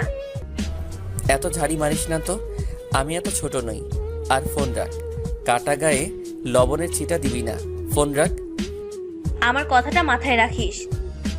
এরপর ফোন কেটে দিল। কোনো বন্ধুকে কাছে আনতে পারছি না। একদিকে ভালোবাসা, অন্যদিকে পরিবারের সম্মান। না, আর কিছু ভাবতে পারছি না। রাতের বেলা বাসায় গিয়ে বিছানায় কতক্ষণ ছটফট করে বুঝতে পারলাম ঘুম আমার কাছ থেকে ছুটি নিয়েছে। চোখে ঘুম নাই, সবাই অভিমান করেছে। শুধু ঘুমটা ছিল, সেও অভিমান করেছে। ছাদে গিয়ে বসে আছি, কোনো কাজ হলো না। তাই বাসা থেকে বের হয়ে দোকানে গিয়ে 2 প্যাকেট সিগারেট কিনলাম। তারপর ছাদে গিয়ে বসে বসে একটার পর একটা সিগারেট ধরিয়ে টানছি। সিগারেটের বিষাক্ত ধোঁয়ায় আমার লাল রঙের হার্টে লাগছে। এইভাবে কেটে গেল অনেক সময়। দূর থেকে ভেসে আসছে ফজরের আজান। তারপর নিচে চলে এলাম। আর মাত্র 6টা দিন বাকি আছে, তারপর আর ফিরে আসবে না আরিফা নামক মেয়েটা। রুমে এসে গোসল করে বসে আছি। অনেক ক্ষুধা লাগছে, কিন্তু পেটে তো কোনো কিছু যাচ্ছে না, ভিতরে নিতে পারছি না। এখন বুঝতে পারছি না পাওয়ার কষ্ট কাকে বলে। সকাল 10টায় আরিফার কল আসলো। পারভেজ, আজকে আনিস ভাই আমাদের বাসায় আসবে। বাবা মা বলেছে আমাকে এয়ারপোর্ট থেকে রিসিভ করতে। তুমি কি আমার সাথে যেতে পারবে? আমার না একা যেতে ভয় লাগছে। আনিস আবার কে? আর ভয় লাগার কি আছে? আনিস ভাইয়ের সাথে আমার বিয়ে ঠিক করা হয়েছে। আর তুমি আমার সাথে গেলে কি তোমার কোনো সমস্যা আছে? ঠিক আছে, আমি আসছি। একটু তাড়াতাড়ি আসো। ঠিক আছে, আসছি। মেয়েটা ইচ্ছে করেই আমাকে বারবার ডাকছে। আরিফা জানে এসব দেখে আমার কষ্ট হচ্ছে, তারপরও কেন আমাকে ডাকে, আমাকে কষ্ট দেওয়ার জন্য। তারপর আরিফার বাসায় গেলাম। একটু পর আরিফা আসলো। চলো, কিছুক্ষণের মধ্যে আনিস ভাই আসবে, এখন চলো। চলো। তারপর ওদের বাসা দেখে গাড়ি নিয়ে এয়ারপোর্টের দিকে রওনা দিলাম। গাড়ি চালানোর দায়িত্ব দিল আমার উপর। আরিফা আপু, একটা কথা বলি। এতদিন পর তুমি আমাকে আপু ডাকছো কেন? সেটা আমার ভুল ছিল। তুমি আমাকে নাম ধরেই ডাকবে, তাতে আমার কাছে ভালো লাগে। আর কি বলবে বলো? আমি তোমাকে আপু বলেই ডাকবো। আর শোনো, এরপর থেকে আমাকে আর ডাকবে না। আমি কবুল বলার আগ পর্যন্ত তুমি আমার সাথে থাকবে, তারপর যেখানে যেতে মন চায় সেখানে যাবে। আপু আমার কাছে ভালো লাগে না। তুমি আমাকে বন্ধু ভাবো, তাহলেই আর খারাপ লাগবে না। আমার সাথে তর্ক করবে না। কেন, কষ্ট হয়? ভয় পাও? না, তুমি বলেছো তাই এখন আর তোমাকে ভালোবাসি না। তাহলে সমস্যা কোথায়? আমার কাছে ভালো লাগে না, তাই বলছি। সত্যি কথা বলতে আমার কোনো ছেলে বন্ধু নেই, তাই বাধ্য হয়ে তোমার সাহায্য নিতে হচ্ছে। কিছুক্ষণ পর তো তোমার জীবন চলার বন্ধুকে পেয়ে যাবে, তো আর নতুন করে বন্ধুর কোনো প্রয়োজন হবে না। আমি বিয়ের আগ পর্যন্ত তোমাকে পাশে চাই। কথা বলতে বলতে এয়ারপোর্টে চলে গেলাম। কিছুক্ষণ পর একটা ছেলে আসলো। আনিস ভাই কেমন আছেন? ভালো, তুমি কেমন আছো? অনেক ভালো আছি। দাঁড়াও, আমার সাথে আমার ছোট বোন এসেছে, একটু অপেক্ষা করো, তারপর যাব। আনিস ভাই ও পারভেজ। High, hello. কেমন আছেন? অনেক ভালো আছি। মন চাইছে খুশির চোটে বিয়ার খাই। আরে ভাই, আপনি তো আমার মনের কথা বলে দিছেন। তবে আমি বিয়ার খাই না, মদ খাই। নিয়মিত চলে, তবে রাতের বেলা। আমার মুখের দিকে তাকিয়ে আছে।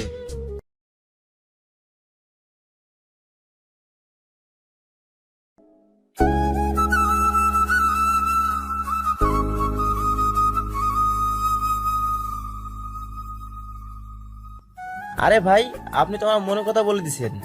তবে আমি বিয়ার খাই না, মদ খাই। নিয়মিত চলে, তবে রাতের বেলা। আমার মুখের দিকে তাকিয়ে আছে। এখানে তো মদ পাবেন না, কারণ আপনার হবু শ্বশুর তা অ্যালাউ করবে না। কোনো ব্যাপার না, আমি বাহির থেকে খেয়ে আসবো। মাথায় হাত দিয়ে বলে, আপনি মদ কবে থেকে খান? কয়েক বছর ধরে। আরে আরিফা, এটা কোনো সমস্যা না। ঘরে সুন্দরী বউ থাকলে কোনো পুরুষ মদ খায় না। আরে ভাই, আপনারা এই কথাটা সিরিয়াসলি নিচ্ছেন কেন? আমি তো মজা করছিলাম। ও তাহলে ঠিক আছে, চলেন। দাঁড়াও, আফিফা আসুক। একটু পর একটা মেয়ে আসলো। কিছুক্ষণ কথা বলার পর লক্ষ্য করলাম মেয়েটা আগুনের মতো সুন্দরী। যদি দুইটা ডানা লাগানো যেত তাহলে পরি বলে চালিয়ে দেওয়া যেত। আরিফা আর আনিস পিছনে বসলো, আফিফা আমার সাথে বসলো। আমি নিজের মতো করে গাড়ি চালিয়ে যাচ্ছি। পারভেজ, আপনি কি করেন? তেমন কিছু না, পড়ালেখা করছি। তারপর কি করবেন? বাবার ব্যবসা সামলাবো, না হয় নিজের একটা প্রতিষ্ঠান তৈরি করব। আরিফা, তোমার কি মন খারাপ? পারভেজ, তুমি ভালো করে গাড়ি চালাও। ড্রাইভ করার সময় কথা বলতে হয় না। আনিস কি আরিফার হাত ধরতে যাবে, এমন সময় আরিফা হাত ছাড়িয়ে বলে, আনিস ভাই, বিয়ের আগে কোনোভাবেই আমাকে স্পর্শ করার চেষ্টা করবেন না। সমস্যা কোথায়? আমরা তো কিছুদিন পরে বিয়ে করছি। বিয়ের পর দেখা যাবে। বিয়ের আগে আমার সাথে এত কথা বলার চেষ্টা করবেন না। তুমি কি বিয়েটা পরিবারের চাপে করছো? আমি এখনই বিয়ে করার চিন্তা করিনি। আমি চেয়েছিলাম পড়ালেখা শেষ করে নিজের পায়ে দাঁড়াতে। আরিফা, আমার কি টাকার অভাব? না, তোমার যদি কিছু করার ইচ্ছে থাকে তাহলে তুমি আমার অফিস দেখাশোনা করতে পারো। দুজন মিলে আমাদের অফিস দেখবো। আর বিয়ের পরে এমনিতে তোমার বাবার সবকিছু আমাকে দেখাশোনা করতে হবে।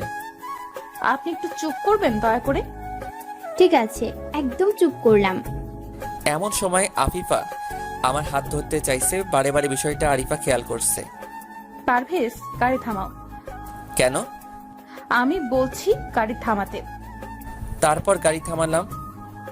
আফিফা, তুমি পিছনে এসে তোমার ভাইয়ের সাথে বসো। আরিফা আপু, তুমি পিছনে বসো প্লিজ, আমি এইখানে বসি। পারভেজ, তুমি পিছনে আসো, আমি গাড়ি ড্রাইভ করি। আপু, তুমি এমন করছো কেন? একদম চুপ, তুমি পিছনে আসো। তারপর আরিফা আমার সাথে বসলো আর আফিফা ওর ভাইয়ের সাথে। এতক্ষণের ঘটনা দেখে বেচারা আনিস ভাইয়ের মুখের সব হাসি উদাও হয়ে গেছে।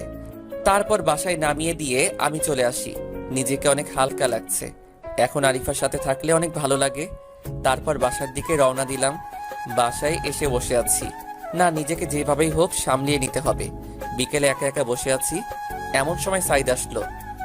কিরে, একা একা বসে আছিস কেন? তো কাকে নিয়ে বসে থাকবো? এখনই হেরে গেলি? নিজের সময় পেছিয়ে গেলি, অন্যের সময় তো ঠিকই এগিয়ে যাস। আরিফা আমাকে পাগলের মতো ভালোবাসে, কিন্তু কিছু করতে পারছে না। তাই আমরা দুজন নীরব হয়ে গেছি রে। বিয়ে ঠিক হয়েছে, কিন্তু বিয়ে তো হয়নি। পাগলামো করে লাভ কি? আরিফা যদি আসতো তাহলে না হয় পরিবারের কাছে গিয়ে বললাম কোনো কিছু একটা করতে। দোস্ত, আমি বলি কি, তুই বরং লাস্ট একটা চেষ্টা কর। কি চেষ্টা? তুই বরং কয়েকদিনের জন্য হারিয়ে যা। মোবাইল ফোন বন্ধ করে রাখ, বাসার সাথে যোগাযোগ বন্ধ করে দে। তাহলে কি হবে? তোর বাসার সবাই আরিফার মা বাবাকে বুঝিয়ে শুনিয়ে রাজি করাবে। 7 আপকে মাতাল হতে বলছিস? এছাড়া কোনো উপায় নেই। না থাকলে নাই, পরিবারের সাথে ব্ল্যাকমেইল করতে পারবো না। তোর ইচ্ছা, নিজের কষ্টটা চেপে ধরে রেখে দে। প্রতি মাসে কষ্টে যে সুদ আসবে তা দিয়ে জীবন চালাবি। সাইদ পরিবারের মান সম্মান আমার জন্য নষ্ট হওয়ার চেয়ে আমি মরে যাব। সাইদ আমার দিকে তাকিয়ে আছে, দেখতে পেলাম ওর চোখের কোণে হালকা পানি আসছে। কিরে সাইদ, কাঁদছিস কেন? তুই অন্যের ভালোবাসার জন্য কত অভিনয় করতে পারিস, আর নিজের বেলায় এত কঠিন হিসাব করতে পারিস? এইসব কথা বাদ দে। এমন সময় আরিফা ফোন করলো।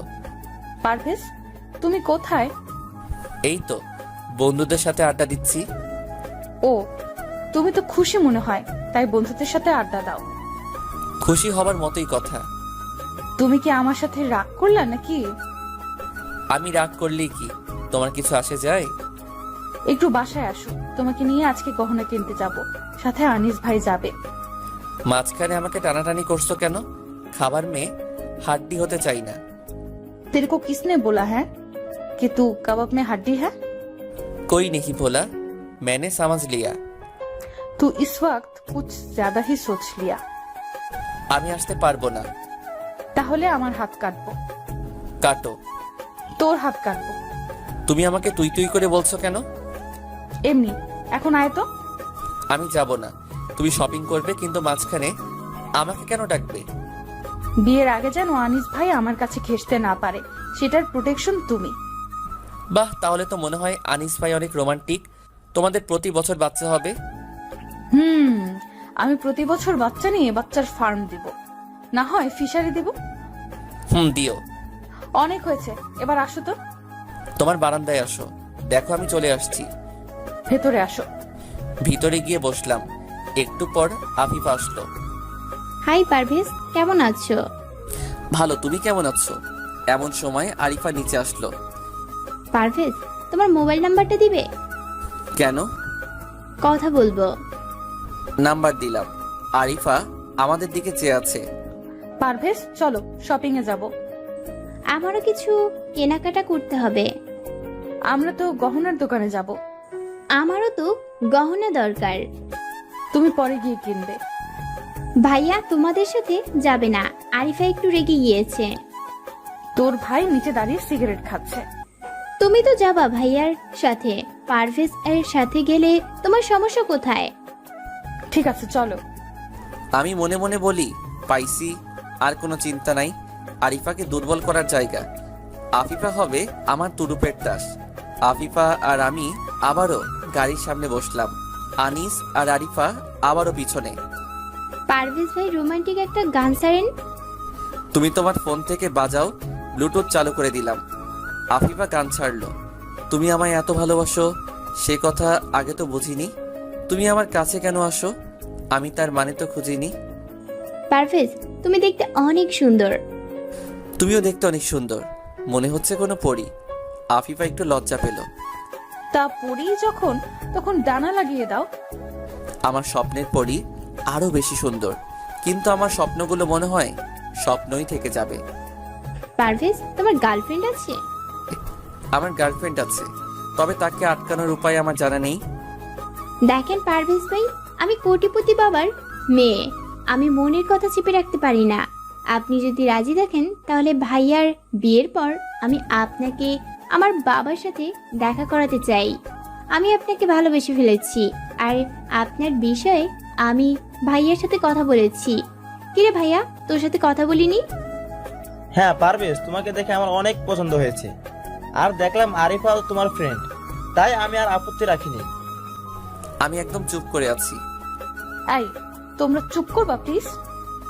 আনিস ভাই, গাড়িটা আপনি চালান, আমি পিছনে বসি। তোমার কি কোনো সমস্যা হচ্ছে? হ্যাঁ, একটু মাথাটা ধরেছে। কখন থেকে তোমার মাথা ব্যথা করছে? এই তো কিছুক্ষণ। তারপর পিছনে গিয়ে বসলাম। তোমার মাথা টিপে দেই? দরকার নেই। এরপর দেখলাম আমরা শপিং মলে এসে গেছি। তোমরা ভিতরে যাও, আমি গাড়িতেই থাকি। তুমি আমার সাথে চলো। না, তুমি যাও। আমার কথার কোনো মূল্য নাই তোমার কাছে। ঠিক আছে, চলো। এরপর ভিতরে গেলাম। আরিফা, আমি পছন্দ করে দেই, তুমি নাও। হয়েছে ভাই, আপনি পছন্দ করে দিলে কাজ শেষ। আমি আর পারভেজ মিলে পছন্দ করি, আপনি আপনার বোনের জন্য কিনেন। আমার কোনো মূল্য নাই তোমার কাছে, তাহলে আমাকে কেন বিয়ে করছো? বিয়ের আগ পর্যন্ত আমি কি খাবো, কোথায় যাব, তা একান্তই আমার ব্যক্তিগত ব্যাপার। আমার ব্যক্তিগত বিষয় নিয়ে মাথা ঘামানোর প্রয়োজন নেই।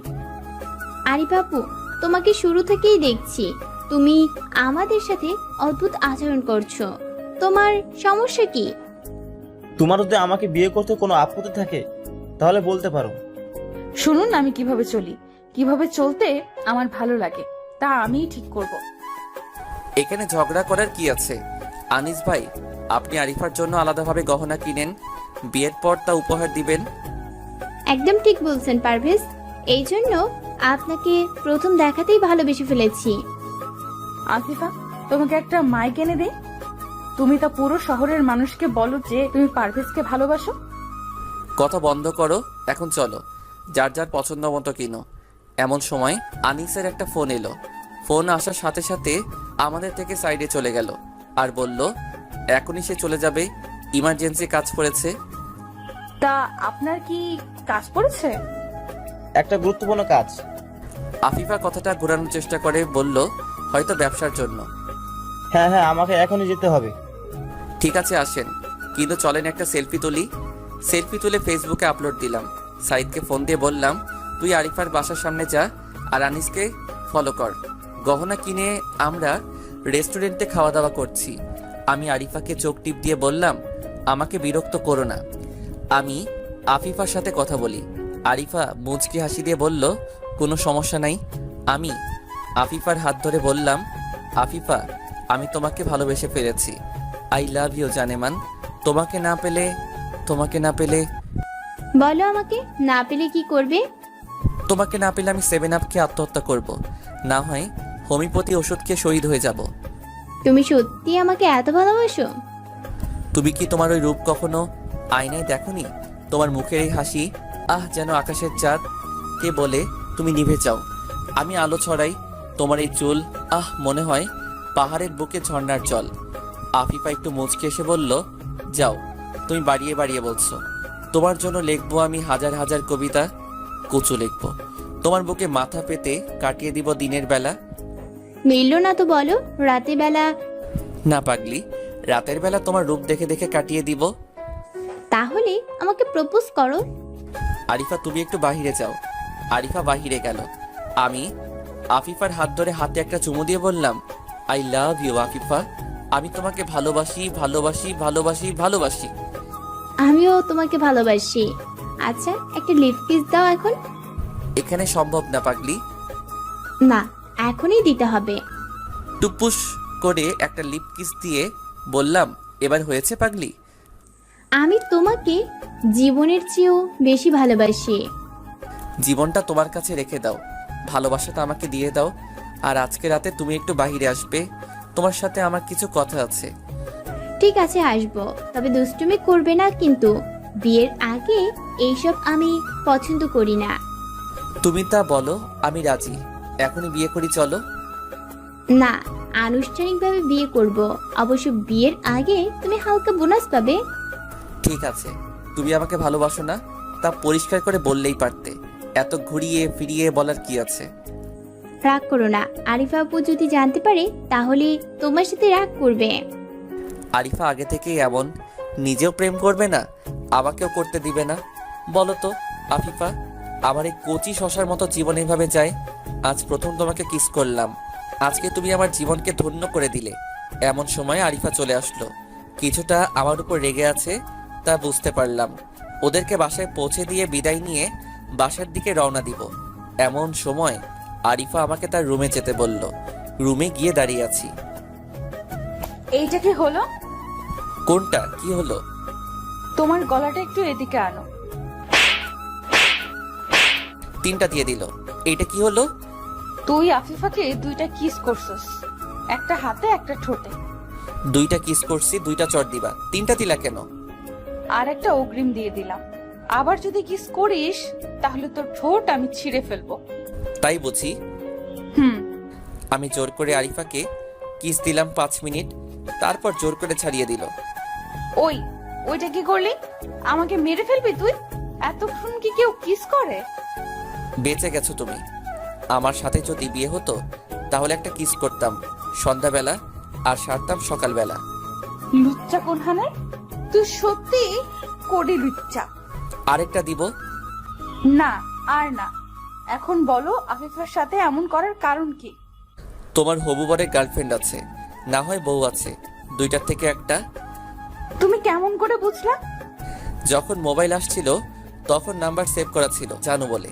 তারপর দেখলাম আনিস ভাইয়ের চলে যাওয়ার কথাটা আফিফা অন্যদিকে কাটিয়ে দিতে চাইলো। এই বিষয়ে আফিফা সবচেয়ে ভালো জানে, ওর কাছ থেকে কথা বের করতে হবে, তাই এত নাটক করতে হচ্ছে। আর তুমি আমাকে মারলে। সরি, দাও তোমার গালে চুমো দেই। তোমার নানিকে চুমা দেওয়া? আমি গেলাম, আমার অনেক কাজ আছে। এই তুমি এত খারাপ কেন? অনেক কাজ আছে, রাতে কথা হবে, এখন চলি। তারপর আফিফার সাথে দেখা করে চলে আসি। বাসায় এসে একটা ঘুম দিলাম, মাথায় কোনো চিন্তা নাই।